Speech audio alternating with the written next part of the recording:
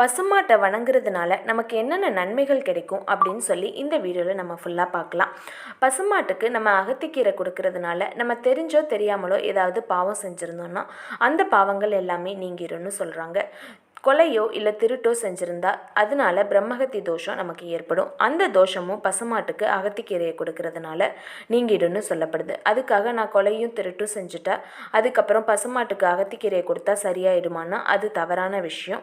நம்ம அந்த தவறுனால தண்டனையை அனுபவிச்சதுக்கப்புறம் நம்ம இப்படி செஞ்சிட்டோமே அப்படின்னு சொல்லி நமக்கு மனசில் வருத்தம் இருக்கும், நமக்கு தோஷமும் இருக்கும். அதை சரி பண்ணுறதுக்கு தான் இந்த மாதிரி அகத்திக்கீரையை கொடுக்கணும்னு சொல்லப்படுது.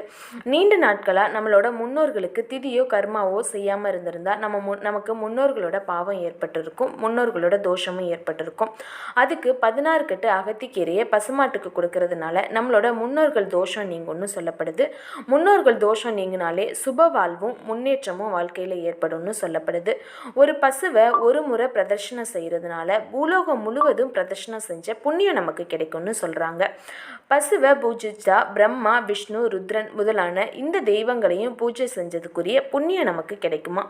பசு உண்பதற்கு புல் கொடுத்தாலும் பசுவோட கழுத்து பகுதியில் நம்ம தடவி கொடுத்தாலும் கொடிய பாவங்கள் எல்லாமே நம்மளை விட்டு விலகும்னு சொல்கிறாங்க.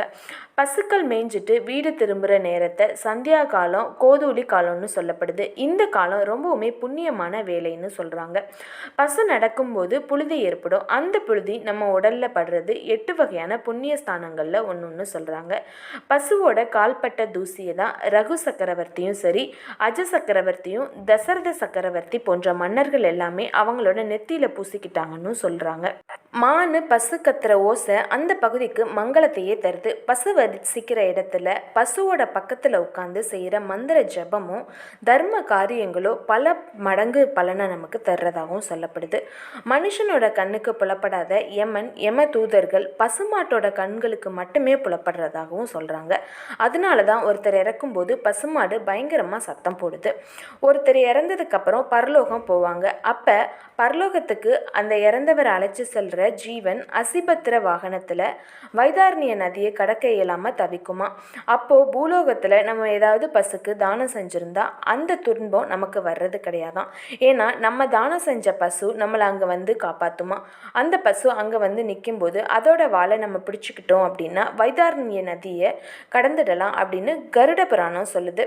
உலகம் எத்தனையோ விஞ்ஞான வளர்ச்சி அடைஞ்சிருந்தாலும் அதனோட தொடர்ச்சியான எத்தகைய பாதிப்பு நிகழ்ந்தாலும் பசுக்கள் வசிக்கிற இடங்களுக்கு மட்டும் எந்தவித பாதிப்புமே நிகழாது அப்படின்றது ஆன்மீக ஆராய்ச்சியாளர்களோட கருத்து.